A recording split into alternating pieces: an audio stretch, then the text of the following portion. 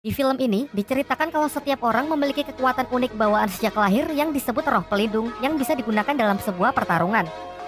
Tingkat kekuatan roh pelindung dari masing-masing orang pun bervariasi, tergantung garis keturunan dan bagaimana roh pelindung tersebut dilatih. Ada yang sangat kuat dan ada juga yang lemah, bahkan dikategorikan sebagai roh pelindung yang sama sekali tidak berguna. Dan dunia bagi pengguna kekuatan roh pelindung disebut dunia Daulu.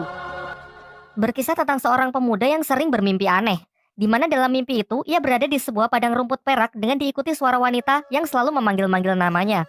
Pemuda ini bernama Tangsan, anak seorang pandai besi yang hidup di sebuah desa bernama Desa Roh Mulia.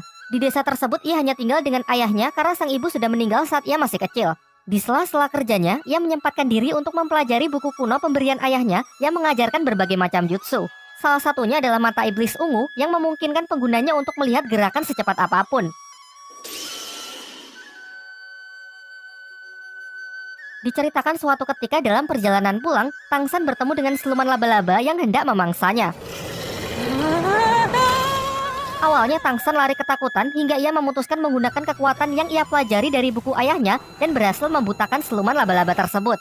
Namun sayangnya itu saja masih belum cukup karena penciuman dari siluman laba-laba itu sangatlah tajam. Beruntung seorang pria misterius datang dengan kekuatannya, ia berhasil mengusir siluman itu. Tangsan dibuat sangat terkejut melihat orang tersebut yang bisa mengubah tangannya menjadi cakar serigala. Sampai pria ini memperkenalkan dirinya yang diketahui bernama Suyanto dan menjelaskan bahwa kekuatannya disebut roh pelindung. Ia berasal dari suatu tempat di kota yang disebut Balai Roh Pelindung dan sedang ditugaskan untuk berkeliling mencari para calon murid baru. Kemudian ia menyatakan lumayan terkesan melihat kemampuan bertempur Tangsan yang bahkan belum membangkitkan kekuatan roh pelindungnya, tetapi sudah mampu membutakan mata siluman roh. Sesampainya di rumah, Tangsan menceritakan mengenai kejadian yang baru saja ia alami kepada ayahnya. Tetapi sang ayah terlihat cuek dan sama sekali tidak peduli. Lalu Tangsan juga mengatakan mimpi yang selalu menghantuinya belakangan ini, apakah ini berkaitan dengan ibunya. Tetapi sang ayah tidak menjelaskan apapun. Juga ia selalu merahasiakan cerita di balik kematian ibunya yang membuat Tangsan selalu bertanya-tanya. Di tempat lain, kepala desa menemui Suyanto yang ingin mengadakan semacam tes untuk menguji bakat para anak-anak di desa ini guna perekrutan calon murid baru yang akan dikirim ke Balai Roh Pelindung. Singkat cerita, kepala desa pergi ke rumah Tangsan untuk mengabarkan hal ini dan juga menyuruh Tangsan untuk ikut ambil bagian. Tetapi sayangnya sang ayah mendengar hal tersebut secara tegas melarangnya tanpa memberikan alasan apapun. Kemudian malam harinya ayah Tangsan membakar buku yang telah Tangsan pelajari dan menyuruhnya untuk tidak menceritakan kepada siapapun. Karena diliputi rasa penasaran, besoknya Tangsan pergi ke tempat ujian tes. Tetapi karena menghormati ayahnya, ia tidak ikut serta dan hanya mengintip dari jendela untuk melihat anak-anak lain membangkitkan kekuatan roh pelindungnya. Suyanto yang mengetahuinya menyuruh Tangsan agar mencobanya, karena tidak ada salahnya membangkitkan roh pelindung. Dan akhirnya terungkap dari tangan kanannya bahwa Tansang memiliki roh pelindung jenis tanaman, yakni rumput biru perak. Sayangnya, ia sedikit kecewa karena Suyanto mengatakan tidak ada yang spesial dari jenis ini karena lumrah dimiliki oleh orang-orang biasa. Lanjut ke tes tahap kedua yang dapat menunjukkan tingkat kekuatan dari roh pelindung. Semuanya pun dibuat sangat terkejut karena berbanding terbalik dengan jenis roh pelindungnya yang biasa-biasa saja, karena roh pelindungnya memiliki kekuatan roh penuh yang sangat langka. Di tangan kirinya, Tansang merasa telah membangkitkan kekuatan roh pelindung yang lain, namun ia memilih untuk menyembunyikannya. Karena keistimewaannya inilah, Suyanto memberikan undangan kepada Tangsan untuk bergabung dengan Balai Roh Pelindung. Setibanya di rumah, Tangsan berterus terang kepada ayahnya kalau ia tadi siang mengikuti ujian dan telah berhasil membangkitkan roh pelindung di tangan kanannya, yakni rumput biru perak. Selain itu, di tangan kirinya ia juga telah membangkitkan roh pelindung yang lain. Hal ini membuatnya memiliki roh pelindung ganda. Kemudian sang ayah meminta Tangsan berkonsentrasi untuk mengeluarkan kekuatan itu. Terlihat sebuah palu hitam muncul yang diketahui bernama Huotian. Sang ayah lalu menyuruh putranya tersebut agar menyembunyikan kekuatan tangan kirinya dari siapapun dan menjelaskan bahwa palu itu harus ia gunakan untuk melindungi roh pelindung di tangan kanannya. Singkat cerita, setelah melihat potensi putranya, sang ayah mengizinkan Tangsan untuk menerima undangan itu dengan dua syarat. Yang pertama, Tangsan di sana hanya boleh belajar tanpa bergabung dengan Balai Roh Pelindung. Dan untuk syarat kedua, Tangsan harus membuat sebuah jarum besi dengan memukul besi berulang kali di titik yang sama.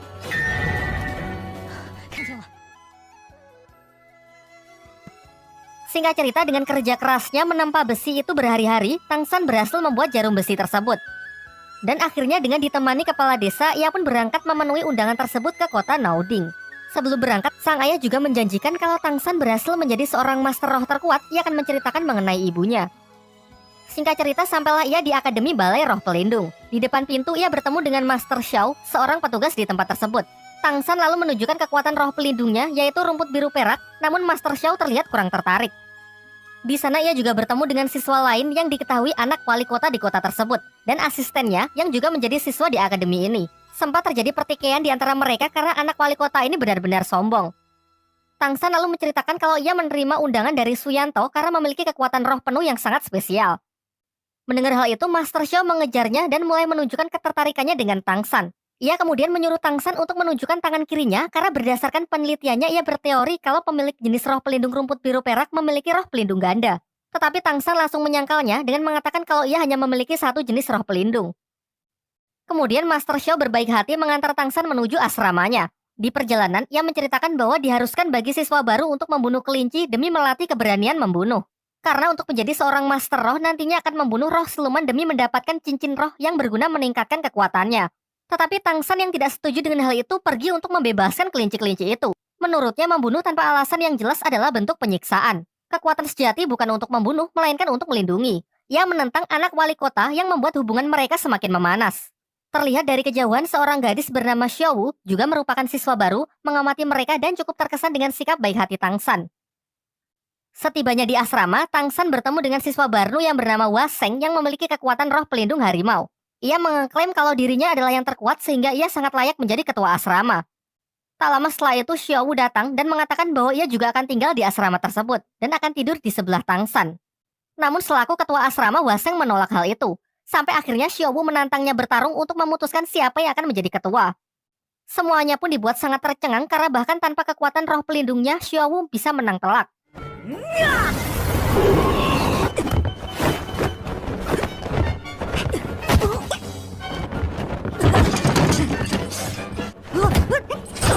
Menyaksikan hal itu, seisi asrama pun mengakuinya sebagai ketua yang baru. Tak lama setelah itu, petugas dari asrama wanita datang untuk membawa Xiaowu karena ternyata ia salah menempatkan Xiaowu yang harusnya berada di asrama wanita. Singkat cerita, Tangsan pergi menemui seorang pandai besi di dekat sana untuk melamar pekerjaan mengingat finansialnya yang kurang baik. Di sini Tangsan langsung menunjukkan kemampuan menempa besinya yang nampak sangat profesional sehingga ia pun diterima untuk bekerja di tempat tersebut. Malam harinya sepulang kerja, Tangsan kembali ke asrama untuk beristirahat. Namun tiba-tiba, Xiaowu yang menyelinap datang dan tidur di sebelahnya. Tangsan yang terlihat kelelahan karena sudah bekerja seharian mengabaikan hal tersebut dan hanya menganggapnya sebagai mimpi belaka. Baru di pagi harinya, semuanya pun dibuat sangat heboh karena hal itu ternyata benar-benar nyata. Sementara itu, anak wali kota yang masih penasaran dengan Xiaowu pergi menemuinya untuk mengajak makan bersama. Namun Xiaowu menolak ajakan tersebut dan memilih untuk pergi bersama Tangsan.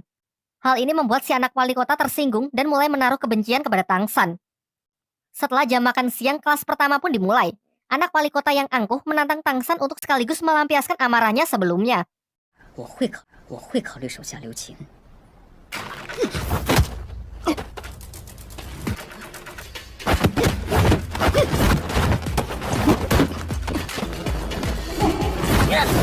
Akan tetapi ia justru dipermalukan karena Tansang yang terlihat lebih unggul berkat hasil latihan di desa menggunakan buku pemberian ayahnya.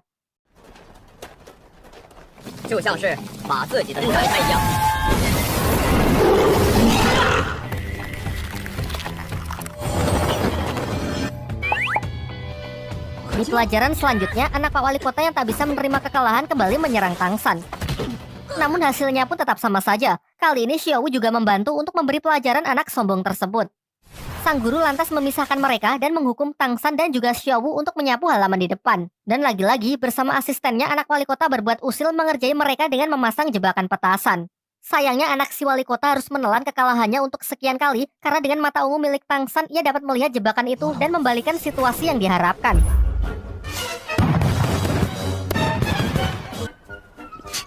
Kembali ke dalam kelas, semua siswa menunjukkan kekuatan roh pelindungnya masing-masing. Tangsan juga memperlihatkan roh pelindungnya yang berupa rumput biru perak yang kemudian meminta sang guru untuk melatihnya agar bisa digunakan dalam pertempuran. Namun sang guru malah mengatakan kalau roh pelindung rumput adalah roh pelindung terlemah yang sama sekali tidak berguna dalam pertempuran. Lantas ia pun menyarankan Tangsan untuk menjadi master teori saja untuk menjadi seorang guru. Merasa tak puas dengan jawaban itu, Tangsan pergi menemui Master Xiao untuk meminta pendapatnya. Dan benar saja, Master Xiao memiliki pandangan berbeda dengan mengatakan tidak ada roh pelindung yang tidak berguna, yang ada hanya penggunanya saja yang tidak bisa memaksimalkan kekuatan roh pelindungnya. Ia kemudian menyarankan Tangsan agar berkonsentrasi untuk mengamati karakteristik dari roh pelindungnya.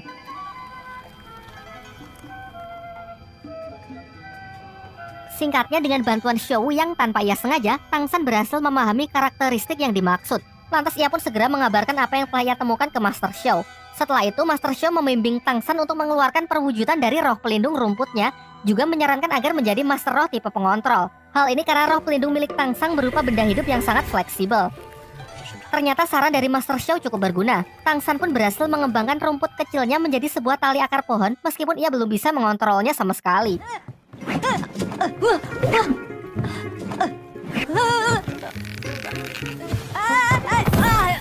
Keesokan harinya, Tang San dan Xiao Wu pergi ke akademi untuk menghadiri acara pemilihan perkumpulan ketua Master Roh Akademi. Di perjalanan, perhatian mereka dialihkan dengan arak-arakan heboh yang diketahui rombongan yang mengawal sang wali kota. Xiao Wu sangat geram melihat kelakuan rombongan tersebut yang sangat barbar merusak apapun yang mereka lewati. Bukankah sebagai seorang pemimpin harus mencerminkan sikap baik dan peduli terhadap rakyatnya? Namun di sini yang terlihat sangatlah berbeda. Singkat cerita, mereka pun sampai di akademi. Namun sayangnya mereka tidak tahu kalau acara tersebut dimajukan dan sudah selesai dengan menjadikan anak Pak Wali Kota sebagai ketua perkumpulan Master Roh di akademi. Tang San yang melihat pergerakan mencurigakan lantas mengikutinya dan berhasil menyelinap. Di sanalah tempat si anak wali kota yang sedang menyerap kekuatan cincin roh dari seekor siluman roh yang telah ditangkapkan untuknya. Memang di dunia dahulu, diharuskan bagi setiap Master Roh untuk mendapatkan cincin roh guna menaikkan levelnya. Cincin roh sendiri didapat dari hasil membunuh seekor siluman roh. Meskipun anak wali kota itu bisa dikatakan curang karena ia tidak berburu siluman roh sendiri.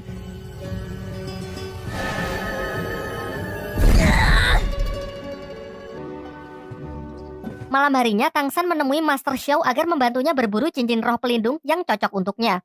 Singkatnya, Master Xiao bersedia untuk membantu. Ia kemudian mengeluarkan roh pelindungnya yang ia panggil Lao Shipao yang berwujud anjing berhidung babi untuk ditukarkan dengan tiket masuk hutan berburu. Diketahui bahwa hutan berburu merupakan tempat tinggal dari banyak siluman roh. Di perjalanan, Master Xiao mengatakan kalau transaksi ini hanyalah sebuah trik, karena roh pelindungnya pasti akan kembali tak peduli dimanapun ia ditinggalkan. Singkat ceritanya lagi, mereka pun diperbolehkan masuk setelah menunjukkan tiket mereka kepada para petugas yang berjaga di depan gerbang. Terlihat juga Tang San membawa gerobak berisi banyak lobak yang Master Xiao katakan akan berguna di dalam hutan. Di waktu yang bersamaan, anak wali kota datang ke asrama untuk mencari Tang San, berniat menantangnya. Namun Tang San tidak ada di sana, dan ia mendapatkan informasi kalau Tang San sedang berada di hutan berburu untuk mencari siluman roh. Bersama asistennya, ia pun bergegas menyusulnya. Kembali ke hutan berburu, saat sedang beristirahat, mereka sudah disambut oleh serangan siluman roh yang berwujud serigala hitam. Master Xiao lalu membunuhnya, dan menjelaskan bahwa warna dari setiap cincin roh menunjukkan usia dari siluman roh tersebut.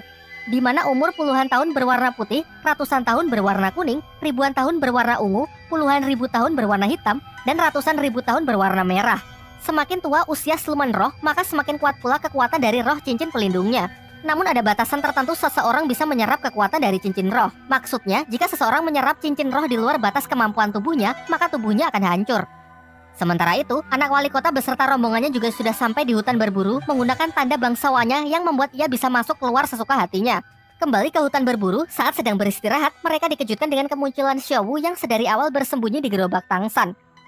Di tengah obrolan mereka, serigala hitam yang sebelumnya dikalahkan kembali datang dengan jumlah yang cukup banyak untuk menyerang mereka.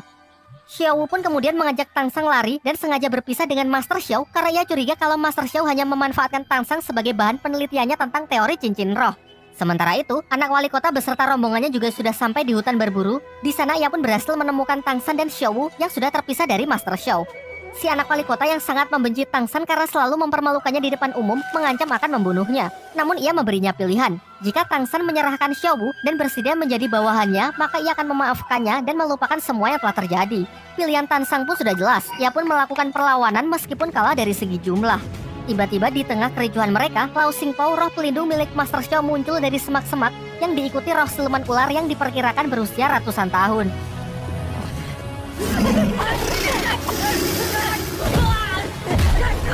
Ternyata ini semua adalah rencana dari Master Xiao yang sudah menyadari kedatangan anak wali kota. Sengaja memancing siluman roh ular untuk keluar, mengalihkan perhatian mereka. Karena merasa takut, anak wali kota pun bersama pasukannya terpaksa mundur dari amukan roh siluman ular tersebut.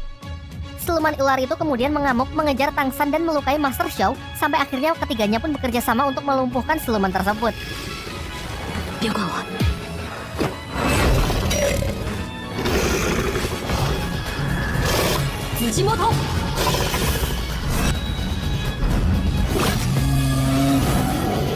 Master Xiao lalu menyuruh Tang San untuk menyerap cincin roh dari sang siluman ular tersebut. Karena berdasarkan teorinya, tubuh Tangsan cukup mampu untuk menampung kekuatan siluman roh berumur 400 tahun. Namun Xiao melarangnya, karena terbukti sudah tujuan Master Xiao yang sebenarnya hanya ingin menguji kebenaran dari teorinya. Terjadilah dilema singkat di dalam diri Tangsan. Xiao yang melarang khawatir kalau teori tersebut salah, maka tubuh Tangsan akan langsung hancur. Sementara di sisi lain, pasukan anak Pak Wali Kota akan segera datang untuk melanjutkan niatnya menghabisi mereka.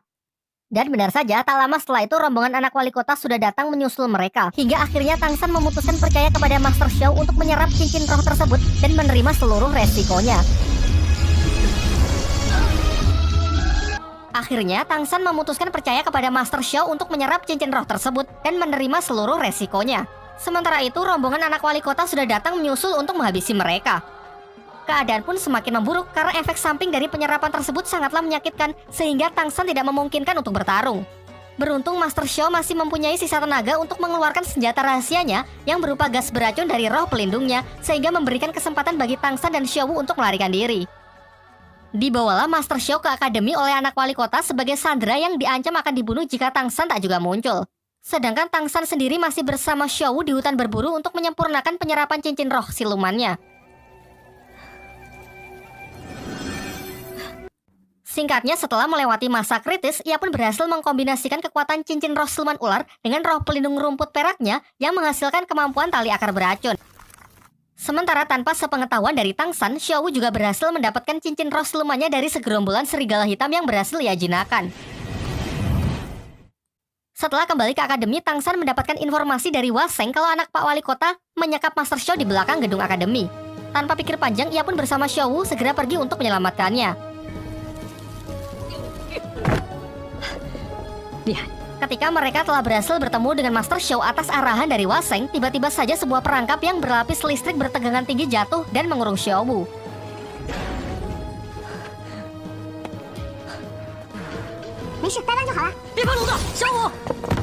Ternyata ini adalah sebuah perangkap yang sudah disiapkan oleh anak si wali kota. Ia sengaja menyuruh Waseng untuk buka mulut memancing Tangsan dan Xiao supaya masuk ke ruangan ini. Walaupun Waseng juga terpaksa melakukan hal tersebut karena si anak wali kota telah mengancam akan membunuh keluarganya. Di sini kemudian anak wali kota mengatakan bersedia membebaskan Xiao asalkan Tangsan memenuhi dua syaratnya. Pertama, memperkenalkannya kepada Suyanto, Master Roh yang merekomendasikan Tangsan kemarin. Dan syarat kedua, Tangsan harus bersedia menjadi bawahannya untuk selamanya. Namun Tangsan dengan tegas menolak dan lebih memilih untuk membebaskan Xiao dengan caranya sendiri.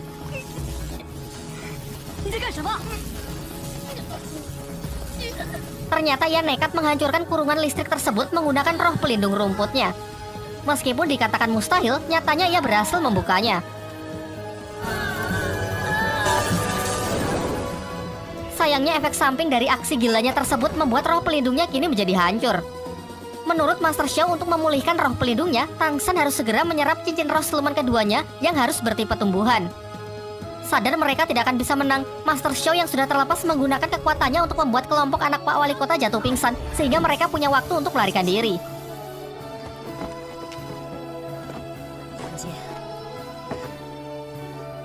Tak lama setelah itu, efek gas tersebut perlahan mulai hilang, dan Wasenglah yang pertama kali tersadar. Dirinya yang telah dibutakan dengan dendam dan kebencian menggunakan kesempatan ini untuk membunuh anak wali kota demi memastikan keluarganya akan tetap aman. Saat bala bantuan sudah datang, tidak ada satupun saksi mata yang melihat pembunuh dari anak wali kota. Asistennya yang baru tersadar menduga kuat kalau Tangsanlah pelakunya. Sementara itu, Tangsan, Xiao, dan Master Xiao pergi ke desanya Tangsan untuk mencari tempat yang aman. Di sana mereka bertemu dengan ayahnya Tangsan yang ternyata diam-diam selalu mengikuti mereka sehingga ia tahu kronologi yang sebenarnya.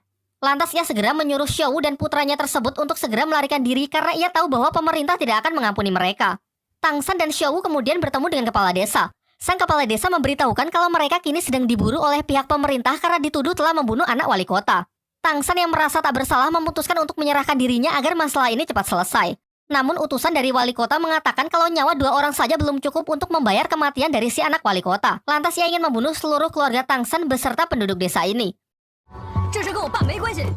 Dari sini terungkap juga identitas ayah Tangsan yang sebenarnya, orang yang sangat berpengaruh di dunia dahulu. Namun karena suatu alasan ia memilih untuk mengasingkan diri dan memutuskan membesarkan putranya di desa terpencil ini. Sementara itu, ayah Tangsan yang tahu kalau roh pelindung putranya sudah hancur, membuka sebuah segel di bawah rumah yang di sana tersimpan siluman roh bertipe tumbuhan peninggalan dari ibu Tangsan. Kemudian ia mempercayakan masalah ini kepada Master Xiao, sedangkan dirinya sendiri akan pergi ke kota untuk menyelesaikan akar dari permasalahan. Selepas itu, Master Xiao segera kembali untuk membangkitkan roh siluman rotan yang tadi sudah dibuka segelnya oleh Ayah Tangsan. Ia berencana memanfaatkan amukan dari siluman tersebut untuk mengalihkan perhatian dari pasukan utusan wali kota.